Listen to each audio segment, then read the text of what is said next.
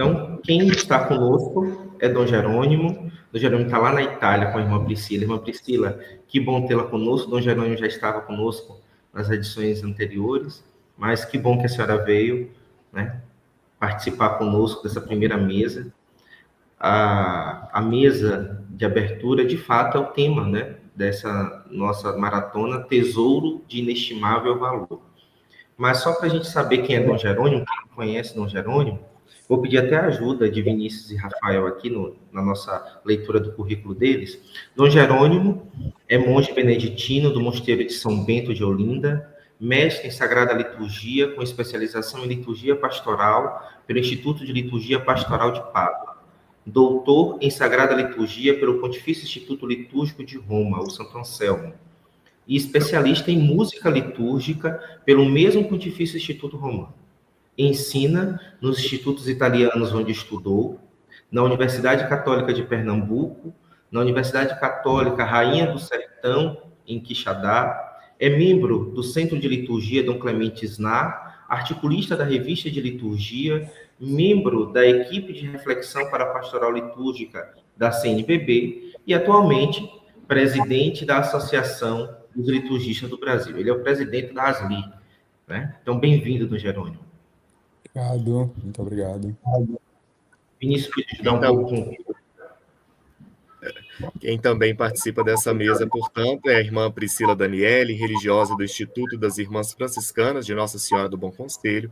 Ela é formada em licenciatura em música pela Universidade Federal, especialização em música litúrgica pela Unicamp, participou de diversos encontros de compositores e letristas promovidos pela CNBB e atualmente estuda regência de coro do Pontifício Instituto de Música Sacra em Roma. Queridos, bom dia. Agora é com vocês, viu? Tem mais? Vamos.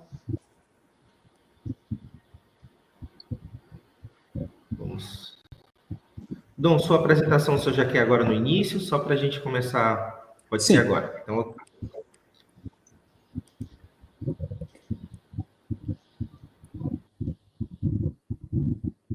Bem, bom dia a todos, bom dia a todas que nos acompanham de todo o Brasil. Esse ano nós temos uma maratona internacional, porque eu e a irmã Priscila, bom dia, irmã Priscila. Bom dia, Dom Jerônimo, bom dia a todos. Eu acho que o seu microfone está desligado, nós não ouvimos o seu buongiorno sonoro. Oh, mamma mia. A nossa maratona, então, hoje é internacional. Eu e a irmã Priscila estamos em Roma. Ela está com um pequeno probleminha no microfone, mas aí já está resolvendo. Nós, então, partimos. Nessa manhã, nesse primeiro momento, nós vamos nos ocupar da história desse capítulo, né?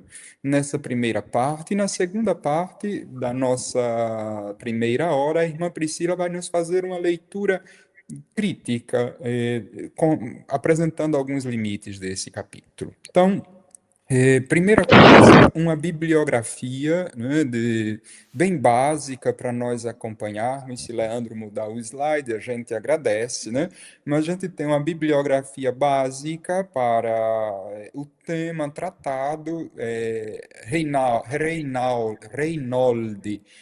difícil. Reinoldi escreveu toda a história dos ritos cantados na Igreja do Ocidente e, ultimamente, quer dizer, em 2018, saiu esse estudo sobre a função ministerial da música sacra em francês, que trata também da história do capítulo 6 da Sacrosanctum Concilium. Então, para nós começarmos, precisamos dar um saltinho atrás. O Concílio de Trento, no século XVI, sendo um concílio tipicamente teológico, deixou grandes problemas de pastoral litúrgica com respostas insatisfatórias. Dois deles especificamente: o problema da língua e o problema da música litúrgica. Depois, a publicação dos livros litúrgicos tridentinos, chamado a edição Mediceia, ou Medicea, dos livros litúrgicos tridentinos, com música, foi um completo desastre, assinalando a derrocada e a morte quase que definitiva do canto gregoriano. Nos séculos XV e XVI, exatamente os séculos nos quais está contextualizado o Concílio de Trento, foi a época de ouro da polifonia. Então, os períodos sucessivos ao período da polifonia, nós vamos ter o barroco, clássico, né, o romantismo, etc., que foram fortemente marcados pelo estilo teatral e operístico da música sacra.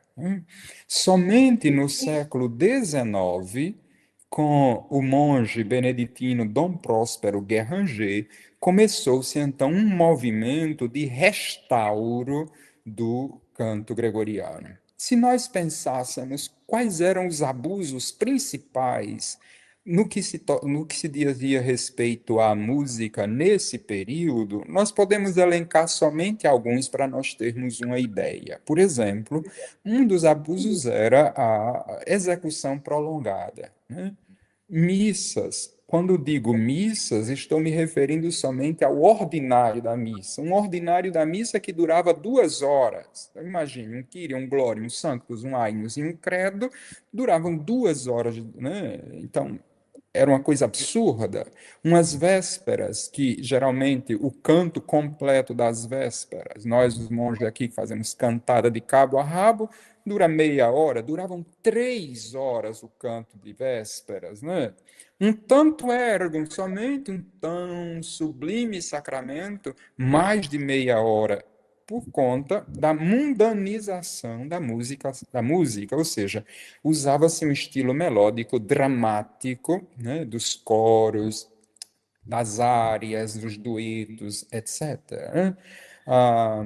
Um outro elemento, fanfarras. Então, o uso de fanfarras para acompanhar a liturgia, etc. E certos abusos litúrgicos ligados à capacidade ou à incapacidade dos cantores. Então, por exemplo, o coro era um coro excelente, que sabia cantar o credo. Então, na missa, mesmo se na missa fosse uma missa que não previa credo, uma memória, uma festa, mas porque o coro sabia cantar, então tinha credo na missa. Ou se o coro não sabia cantar, por exemplo, o credo inteiro, cantava somente um pedaço do credo, né?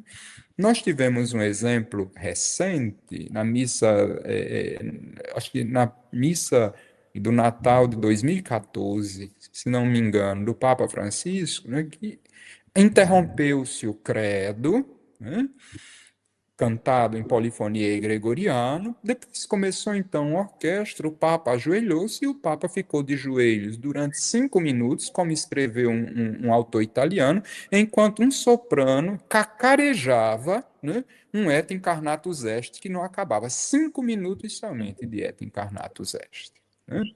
Então, uma série de abusos desse tipo. Vai ser no século XX, então, com o Papa São Pio X, com a promulgação do motu proprio Inter Pastoralis Officii Sollicitudinis, geralmente conhecido como Inter Sollicitudinis, que o Papa toca no tema da necessidade de rever a música chamada na época de música sacra. A irmã Priscila vai nos ajudar com isso, né? E dali começa um movimento de repensar a dimensão, digamos, ministerial da música na liturgia, porque a música era alguma coisa que se sobrepunha à liturgia. Enquanto o padre celebrava a missa, tinha o coro que cantava eram duas ações diferentes. Uma, a ação do coro, e outra, a ação do padre, né? Depois também nós tivemos a contribuição com música sacra, disciplina de Pio XII, e assim começa a reflexão em torno do tema da música. Mas então, O Papa João XXIII, no dia 25 de janeiro de 1959, disse ao mundo do seu desejo de convocar um concílio ecumênico. No dia 17 de maio do mesmo ano, constituiu a chamada Comissão Antepreparatória. O primeiro escopo, o primeiro fim dessa comissão foi estabelecer contato com o episcopado de todo o mundo, né, católico, com as diversas universidades pontifícias e os dicastérios da Cúria Romana, com um objetivo bem preciso de receber conselhos e sugestões de possíveis argumentos a serem tratados durante o concílio, né? O contato foi estabelecido em junho daquele mesmo ano, 1959. As respostas chegaram aos montes, né? E a Secretaria-Geral diligentemente organizou essas respostas, né? Essas respostas, elas então foram chamadas de proposições, né? O que se propunha ao concílio. Tais proposições assumiram uma configuração mais clara, nós vamos ver como elas foram organizadas, né? E mais tarde elas foram então transformadas em questões, né? De proposições passaram a questões quando chegaram a definições mais claras. E durante o debate conciliar, finalmente essas proposições que se tornaram questões se tornam disposições, ou seja, a redação final da Sacrosanctum Concilium são disposições para serem colocadas em prática, né? Um número considerável dos dos bispos, dos pontifícios institutos e das universidades, dos dicastérios, tratava da liturgia e da música. Então, nessa primeira fase, na fase antepreparatória, só para nós termos uma ideia, né, as proposições foram catalogadas, né, integrando o capítulo sobre o culto divino, né, se transformaram em 15 questões, digamos assim. Então, tratavam, por exemplo, da necessidade de que os princípios da música sacra fossem bem explicados, tratava-se da possibilidade de incluir no Código de Direito Canônico um número específico, um título específico que tratasse da música, pediu-se a revisão dos livros de canto gregoriano, tinha a questão se nas igrejas onde não tinha coro se podia usar disco, na época, obviamente, vinil para substituir o canto. Então, assim, tinha uma série de elementos, né? Na fase antepreparatória. Na fase preparatória, né, que começa exatamente no dia 5 de junho de 1960 e se conclui em 1962, a comissão encarregada de escrever a Sacrosanctum Concilium, o texto mártir da Sacrosanctum Concilium, foi dividida em 13 subcomissões. A 12ª subcomissão se ocupou da música sacra. Tinha como presidente dessa subcomissão o diretor do Pontifício Instituto de Música Sacra, onde estuda a nossa irmã Priscila, que eu fui dar uma olhadinha no que diziam desse homem, era um espanhol, né?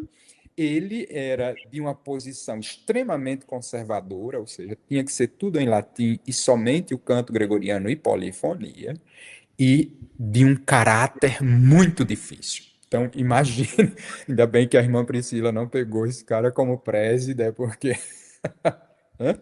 Então, o texto Marte tinha inicialmente 8 capítulos e o nosso atual 6º capítulo era o 7º capítulo.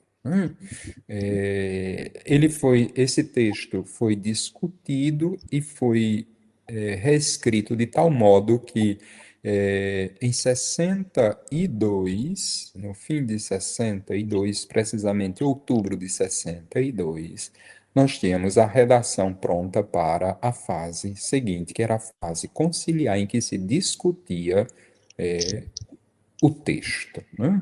Então, O texto na fase conciliar foi apresentado, desculpe, o esquema. Nós temos algumas datas só para a gente elencar no próximo, né? Então, no dia 11 de outubro de 62 foi a abertura solene do concílio. No dia 22 de outubro, portanto, poucos dias depois, teve-se a apresentação do tema da Sacrosanto Concílio, o texto completo da Sacrosanto Concílio, foram feitas algumas observações, e no dia 14 de novembro, então, nós tivemos a aprovação definitiva do texto a ser discutido no concílio, certo? No dia 29 de outubro de 63, nós tivemos a apresentação do capítulo de música, que foi transformado no capítulo 6º, como nós temos agora. Pensem, só para nós termos uma ideia, dos 2.193 padres votantes, né?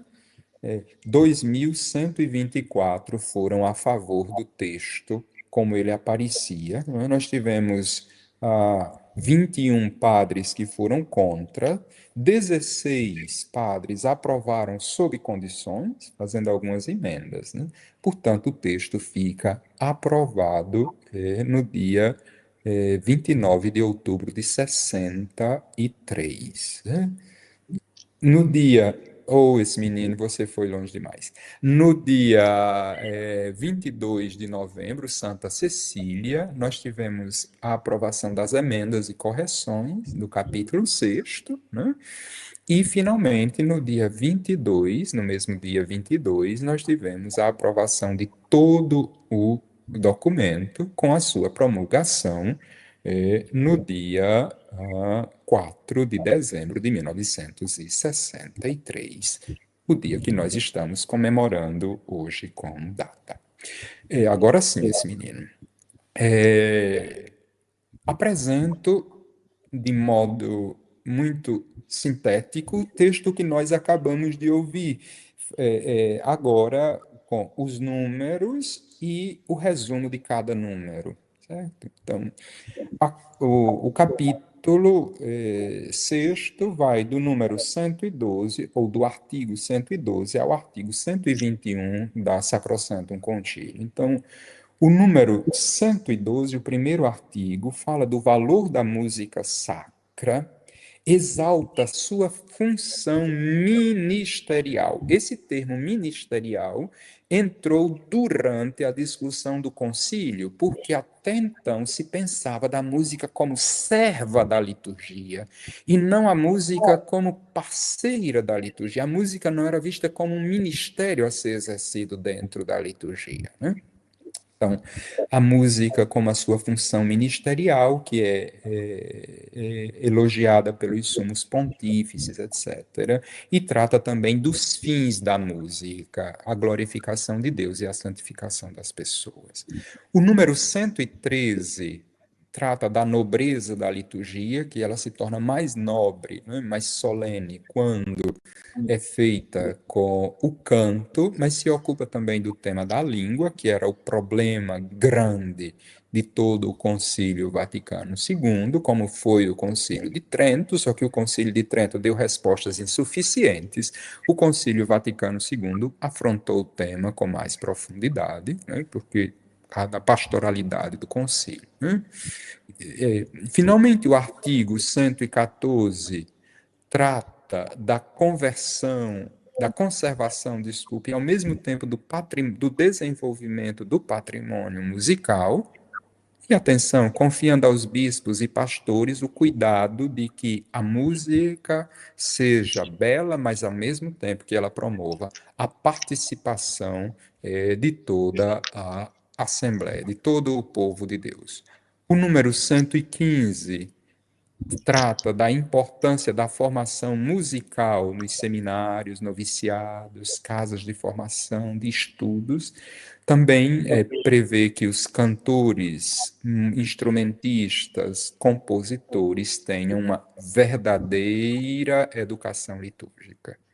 O artigo 116 trata do canto gregoriano, E trata também das outras formas, os outros estilos, como a polifonia e o canto sacro popular, etc. Os artigos seguintes, o artigo 117, né, fala da conclusão dos livros, da edição típica dos livros de canto, né, no caso inário, gradual, etc., e a possibilidade de criar-se aquilo que se transformou no graduale simplex para as igrejas que não têm condições de ter, né, escola cantorum. O número 118 trata da necessidade da promoção do canto popular religioso. O número 119, o tema da inculturação musical, né?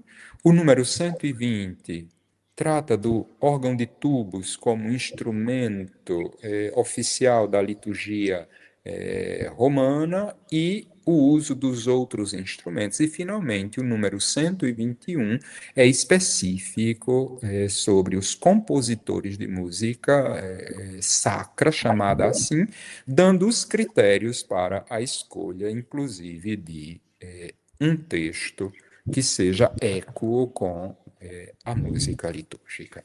Essa é uma visão geral da história e do capítulo 6º. Agora, irmã Priscila, a senhora que é espertíssima no campo da música sacra, né, assim, estudando no PIMS, Pontifício Instituto de Música Sacra, poderia nos ajudar com uma leitura, digamos assim, de alguns pontos desse capítulo que merecem uma atenção toda particular. Obrigado, Madre.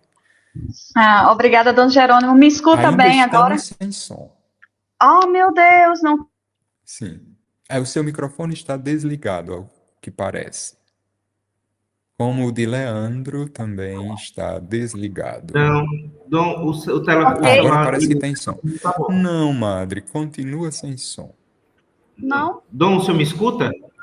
O senhor me escuta? Não Porque a sei gente se escuta a tirar o madre, fone de ouvido tranquilamente. vai ajudar. Leandro também está sem som. Não, é o senhor que está sem som. Eu não estou escutando vocês, mas vocês estão me escutando. Isso, Mas eu isso. não estou escutando Mas, vocês. mas precisamos. Não sei se o pessoal Deixa em eu ver casa aqui. está no.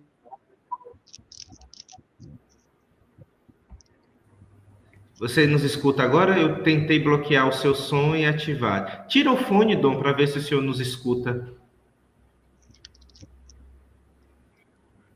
Vamos ver se ele tira o fone aqui. Deixa eu falar com o Dom Jerônimo aqui.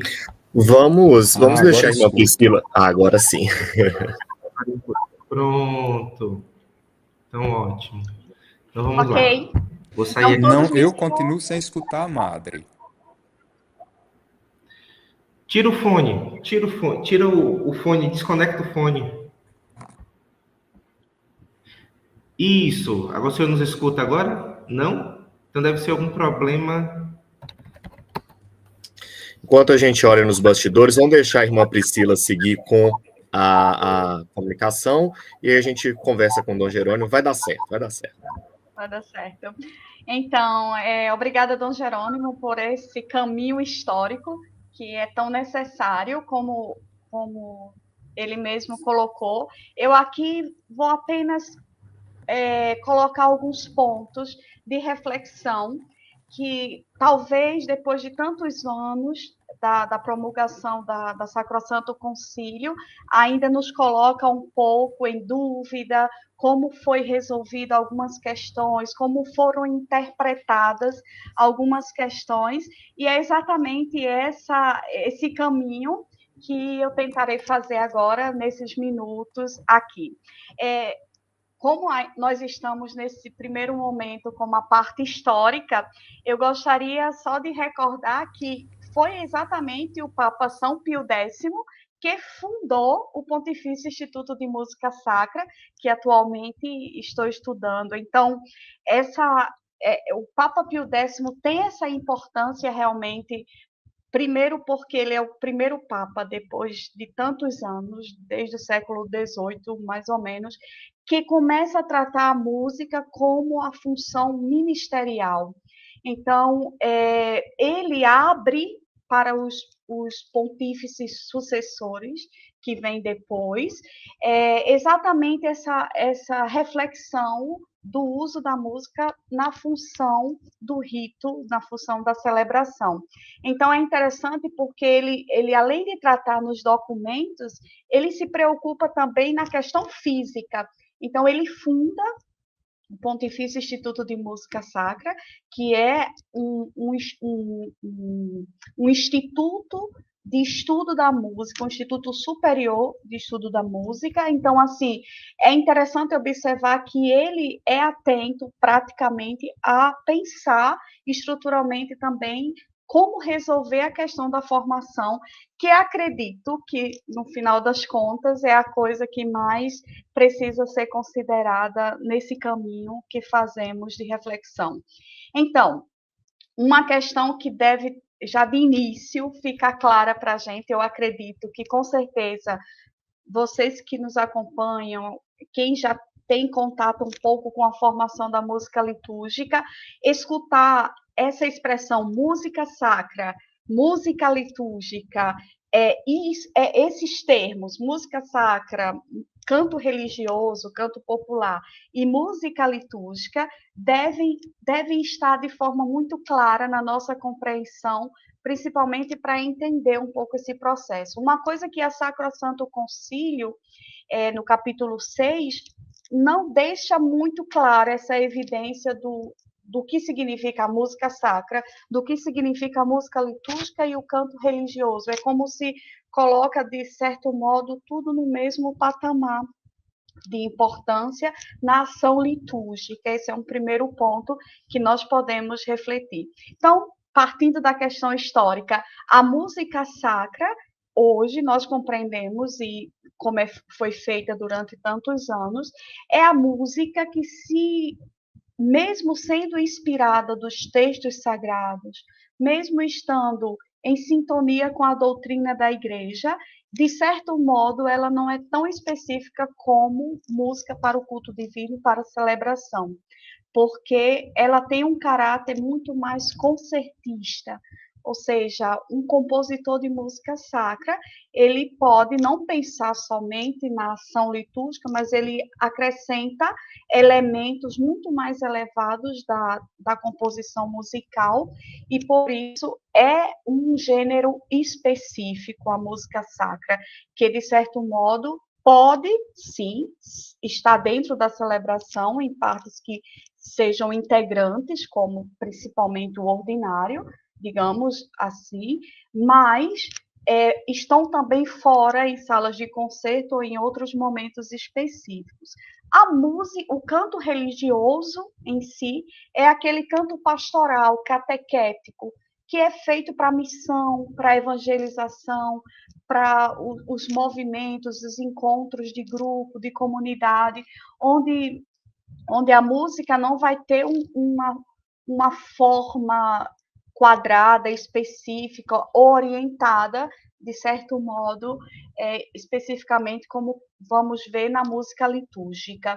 E, por fim, o terceiro termo, que é a música litúrgica, que certamente é dessa que tratamos, é dessa que quis tratar também o capítulo 6 da Sacrosanto Concílio. Claro que depois de tantos anos, essa compreensão, com certeza, já para nós deveria ser bem clara, bem específica, porque o capítulo trata especificamente a música sacra, mas nós devemos ter essa visão crítica de reconhecer as três dimensões da música, de certo modo, dentro da igreja. E a música litúrgica é aquela música que, digamos, no início do capítulo, o artigo 112, coloca especificamente que é aquela música que, unida ao texto sagrado,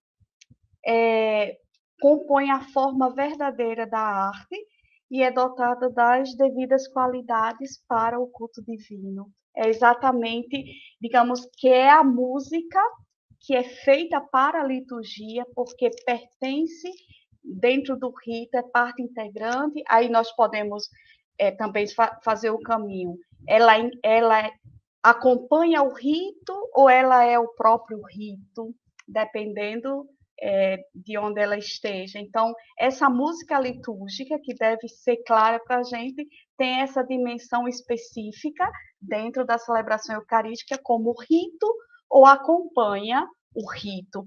Então, aqui nós chegamos ao ponto de, digamos, que é essa música sacra que trata o capítulo 6 da Sacrosanto Concílio. Esse é um ponto. O segundo ponto, que reflete, ou é uma reflexão sobre isso, é quando ele coloca que essa música deve estar adequada às formas da verdadeira arte, mantendo as devidas qualidades. E aí a gente começa a pensar, mas qual é o referimento, qual é dessa verdadeira arte? Qual é essa verdadeira arte que toca nesse capítulo inicial, nesse artigo inicial? Então, aqui a gente já vê um direcionamento, uma tendência do concílio, claro, surge a partir daqui da realidade do Vaticano, e a verdadeira arte é essa arte que foi difundida, que teve a participação da Igreja ao longo dos séculos, mas é uma música erudita, uma música eurocêntrica, uma música construída no gênero e nos moldes exatamente da realidade da cultura própria da Europa, que ofereceu ao mundo, claro, com a participação da Igreja, a música como história, como gênero, como forma musical. Então, aqui a gente percebe que essa indicação do início desse capítulo, desse artigo 112, a verdadeira arte, as qualidades específicas dessa música, tem sim essa influência da música eurocêntrica, propriamente dita. Uma outra questão que também a gente olha, um olhar mais atento, é a questão da Schola Cantorum, que seria o espaço de formação para os leigos. Ou seja, já no artigo 114, coloca de promover com solicitude a Schola Cantorum. E aí, como nesse primeiro momento a gente está entrando na questão histórica, como surge a Schola Cantorum? De onde vem essa Schola Cantorum? Será que nós no Brasil reconhecemos essa expressão Schola Cantorum? É uma realidade próxima da gente? Eu digo com sinceridade para vocês, eu sou do Nordeste e eu só vim escutar Schola Cantorum aqui em Roma, quase, digamos assim, nesse sentido de reconhecer o que é Schola Cantorum, porque eu não reconhecia esse espaço ou essa realidade na minha igreja local, na minha realidade como participante, como fiel, como assembleia, na liturgia. Então, vejam, a Schola Cantorum é muito antiga. Os padres conciliares, o concílio, na Sacrosanto Concílio, eles trazem uma realidade que já é, digamos que aqui, principalmente aqui na Europa, era uma realidade que foi construída do início até hoje, que nós ainda encontramos essas pequenas escolas cantorum. Mas a Schola Cantorum em si pode significar duas coisas. A primeira coisa é o espaço na igreja dedicado ao grupo de canto. Então, assim, isso é interessante observar e compreender nesse início agora histórico da Sacrosanto Concílio, que a Schola Cantorum não é só o coro, não é só o pequeno grupo que cantava, mas era aquele espaço específico na igreja, como espaço físico, ali era a Schola Cantorum. E o outro significado é próprio aquele que chega até nós, de um grupo específico de leigos que sustenta o canto, que está ali para tornar mais solene a celebração através da música. E aí a escola Cantoro surge, para a gente ter uma ideia, no século IV, veja, no início do cristianismo, já com o Papa Silvestre. Então, assim, logo no início ele traz essa realidade, depois essa escola Cantoro se torna, digamos, a capela oficial para o rito dos papas, dos pontífices, que chega até hoje, se a gente pensar qual onde é que a gente enxerga hoje a escola Cantoro, a Capela Sistina, quando acompanha as celebrações com o Papa, é a escola Cantoro oficial. Porém, nesse artigo 114, ele coloca, nós estamos agora no século XX, Sacrosanto Concílio, então a gente agora precisa pensar o que os padres conciliares colocam nesse artigo e o que toca a nós, chega até a gente nas nossas realidades de comunidades. O que seria essa escola Cantoro, então? Seria um espaço, um grupo que fosse verdadeiramente preparado para a animação da liturgia através dos leigos. Então, aqui levanta a primeira questão. Eles não falam especificamente de uma formação para leigos, porque eles colocam como se já é uma realidade existente. Parece um pouco isso, porém, a gente sabe que não é tão existente, tão clara isso nas nossas realidades. Essa é uma questão interessante da gente perceber. No capítulo, no artigo 115, nós temos o ensino da música, agora específico, que coloca nos seminários, noviciados, casas de formação. E aqui a gente observa que os padres conciliares dão uma atenção particular à formação eclesiástica dos religiosos, dos sacerdotes nos seminários. Então, aqui sim, eles colocam que nesse período de formação, essas pessoas que estão em casas religiosas, em seminários, os seminaristas, tenham a formação musical. Não é claro se é só uma formação musical, mas a gente compreende aqui que seja uma formação musical para a liturgia, para a função litúrgica. Mas é um ponto que a gente reflete um pouco, ou seja, eles colocam a escola Cantoro, que pertenceria aos leigos, não claramente com essa formação como se já existisse, e aqui eles especificam que a formação deve estar presente nessas casas religiosas. No artigo 115, a gente já vem uma outra realidade que aí eu acho que é para a gente ainda mais delicada, que é o canto gregoriano. Meu Deus, o canto gregoriano, os padres conciliares confirmam que é o canto por excelência da liturgia. Então, eu lendo e a gente pensando um pouco sobre isso, parece que a gente não canta bem a liturgia, porque imagina na nossa realidade, a gente usa o canto gregoriano, é uma pergunta, olha para a sua realidade de comunidade, de paróquia, talvez na diocese, na catedral, seja uma realidade nas partes do ordinário. Mas o canto gregoriano, minha gente, para a nossa realidade, não é realidade. A gente sabe disso, porque o canto gregoriano, por mais que tenha essa tradição, que seja esse tesouro, ou seja, o capítulo 6 abre dizendo que a música sacra é um tesouro de inestimável valor.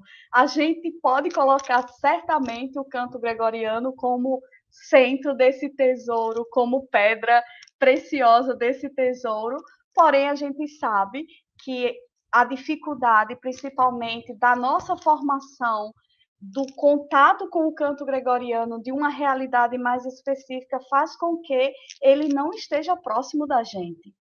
E aí eu retorno novamente, levanto esse questionamento e faço essa observação, porque a gente sabe, está lá, está aqui escrito na Sacrosanto Concílio, capítulo 6, coloca o canto gregoriano, observa isso, embora no final, reconhecendo um pouco essa dificuldade já, coloca a necessidade de simplificar através de livros típicos mais acessíveis, mas para mim ainda não chegou muito, não chegou a gente, por mais que tenha simplificado, por mais que tenha feito assim na nossa realidade geral. Claro que isso não é claro, alguém pode dizer, não, na minha comunidade canta, ótimo, parabéns, beleza.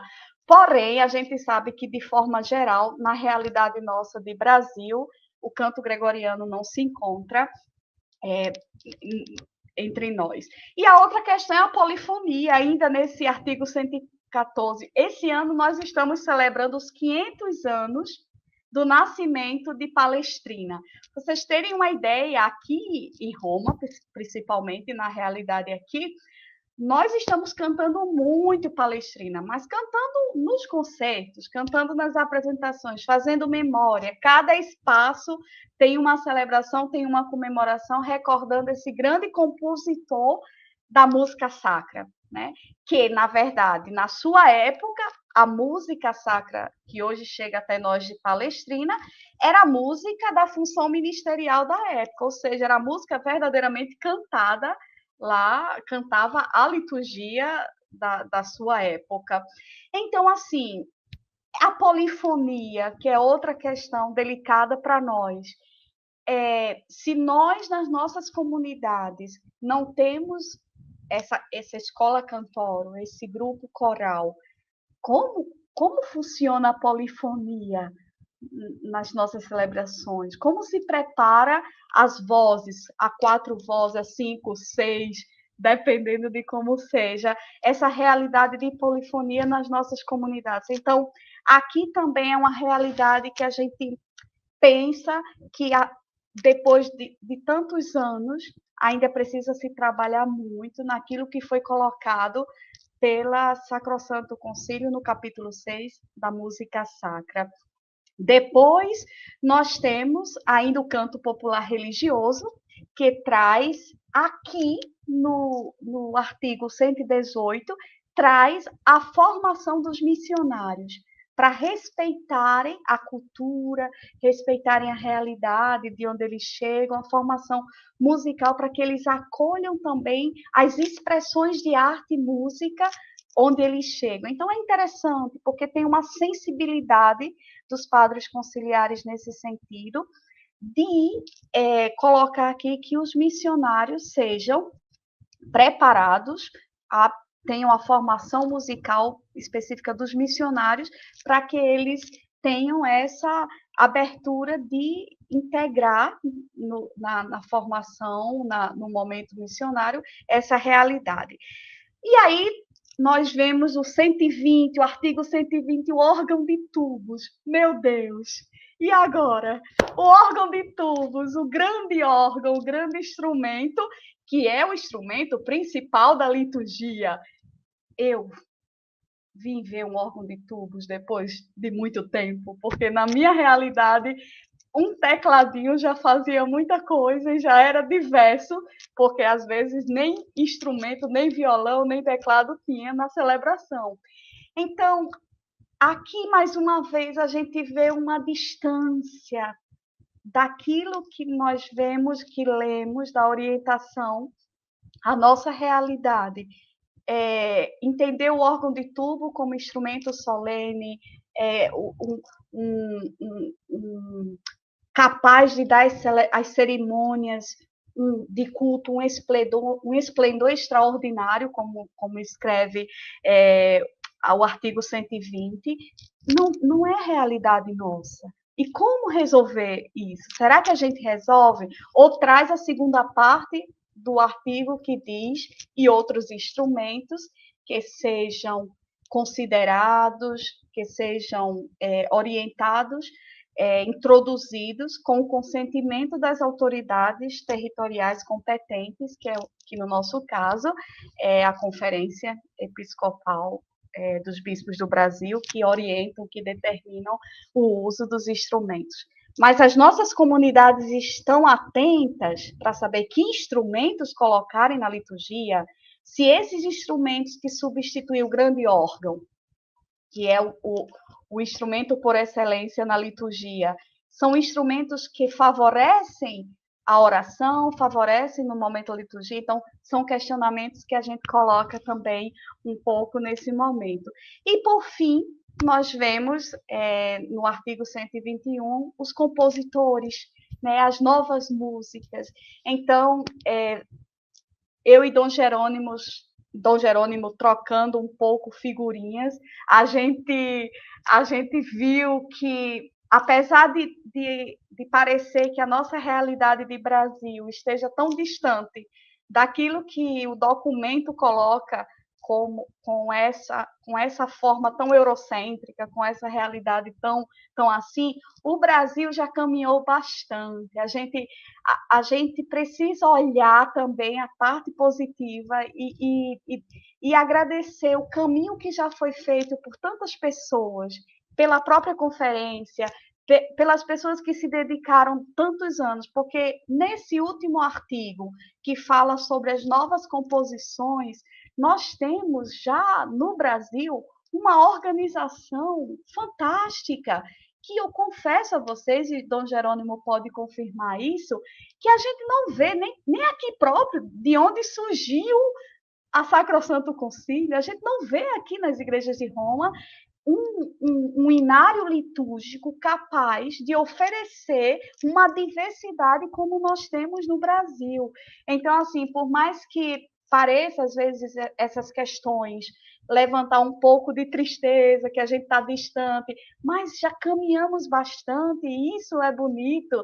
Esse momento agora específico é essa tentativa de continuar a formação, de insistir, por mais que pareça distante, que é possível. Então, assim, né, concluo com esse último artigo, o último artigo das composições novas, recordando os esforços, o caminho que já foi feito na Igreja do Brasil, de novas composições, o próprio inário litúrgico, os movimentos de encontros de compositores promovidos pela CNBB, para que se renovem as músicas, para que compreendam a função ministerial do canto litúrgico, da música litúrgica, para que os compositores tenham verdadeiramente essa formação e sejam capazes de oferecer uma música de qualidade e acessível para a participação dos fiéis, é sinal de luz na nossa caminhada, que a gente tem que agradecer e realmente dizer, estamos fazendo o caminho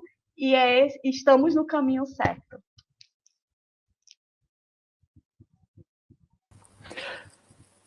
Mas que maravilha! Obrigado, Madre. Acho que essa sua última colocação para mim é iluminante, porque nós saímos de uma realidade de Nordeste de Brasil, nós dois, né? Somos vizinhos de casa, saímos de uma realidade de Nordeste de Brasil, com a experiência de nossas comunidades, né? Que tem um repertório que a gente aqui que está aqui nesse frio europeu, a gente sente saudades. Imagine, domingo passado nós não ouvimos das alturas orvalham os céus, Jerusalém, povo de Deus, quando virá, Senhor, o dia, né? Essas músicas, elas são autenticamente litúrgicas, não somente pelo texto, mas pela própria construção musical, né? Eu acho que esses elementos que a senhora trouxe, essa leitura crítica que foi feita do capítulo 6 da Sacrosanctum Concilium, acertadamente elas vão ser assim, trabalhadas ao longo de toda essa maratona, né? A nossa programação extensa que nós temos de 12 horas, eu acho que ano que vem a gente vai ter que pensar, porque 12 horas são poucas horas para o tanto que nós temos de trabalho, né? Mas sim, dizia que é preciso fazer essa experiência que nós estamos fazendo para poder reler a nossa experiência e ver no campo musical o salto de qualidade. Claro, o Brasil ainda tem muito, nós temos muito que trabalhar ainda, mas o salto de qualidade que já foi dado. Pensando que nas nossas igrejas por aqui a gente não encontra um canto que nós podemos dizer autenticamente litúrgico, porque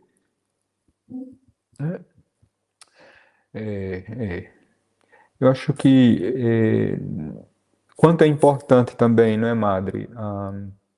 O conhecimento histórico de cada coisa, como isso que a senhora trouxe da Escola Cantorum também como um lugar, né? E aí nós vamos ter mais tarde uma equipe que vai trabalhar o lugar do canto no espaço, né? A relação canto e espaço, a Escola Cantorum como um lugar, e assim como as nossas realidades ainda tem muito a fazer. Diga, Madre. Como a gente está esse bate-papo final, assim, eu acho que é interessante também trazer esses comentários de pessoas que já se colocam, já colocam. Eu acho que é essa beleza também da interação de uma live, de fazer participar. Então, assim, a irmã Penha, saudade também muito de você, irmã Penha.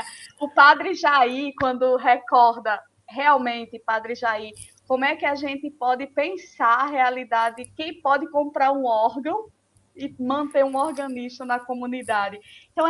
Então, eu acredito que a Sacrosanto Concílio, depois de tantos anos, ainda é atual, e por isso esse momento aqui é tão importante. Eu acho que é uma contribuição também formativa de excelência, principalmente pela participação dos outros que virão. Nós somos apenas o início desse dia maravilhoso, e é isso, a caminhada é assim mesmo. Que maravilha! Então, essa foi a nossa primeira hora. Nós conhecemos um pouco, em linhas gerais, como foi redigido esse capítulo 6º, né? Assim, a gente não pode pensar que um documento do concílio, um documento desse tipo, né, pensando no nosso particular, o capítulo 6º, que tenha sido alguma coisa da noite para o dia, né? É um problema que vem se arrastando desde o Concílio de Trento, né? Que se vai avolumando e com a música polifônica, depois com todos os períodos do Barroco, o Classicismo, etc.,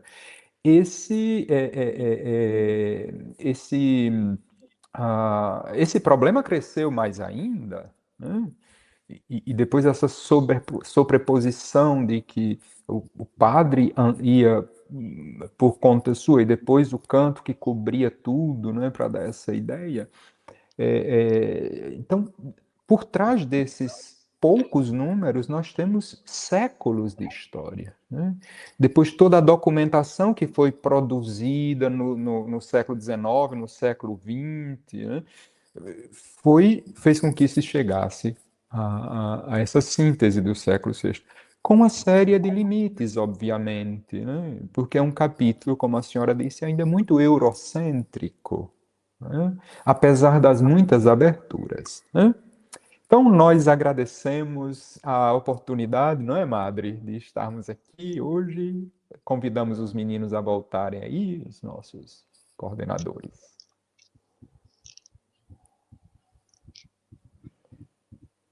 Agora eu acho que realmente ele está com o microfone desligado. Agora está fechado meu microfone. Foi pegadinha. Foi pegadinha. Vocês dois estão sendo o comentário das redes sociais. A irmã Priscila, não lhe conhecia, mas a senhora é muito dinâmica, viu? Não é, Vinícius? Nossa. Com certeza. Todo mundo traçando excelentes endossos ao seu discurso, viu, irmã? Obrigada. Muito bom. Gente, eu quero só registrar aqui o nosso agradecimento à irmã Priscila. Dom Jerônimo vai voltar. Daqui a pouco tem uma mesa só com os monges e monjas. Dom Jerônimo reuniu uma equipe de peso. Eu não sei nem se vamos ter gigabytes para sustentar essa live. O negócio tá bem feito. Eu digo a vocês que a programação de hoje está ótima. Irmã, muito bom te conhecer. Dom Jerônimo, que bom tê-lo aqui. Daqui a pouco o senhor volta. E vamos seguir com a nossa live, que daqui a pouco tem mais uma outra mesa.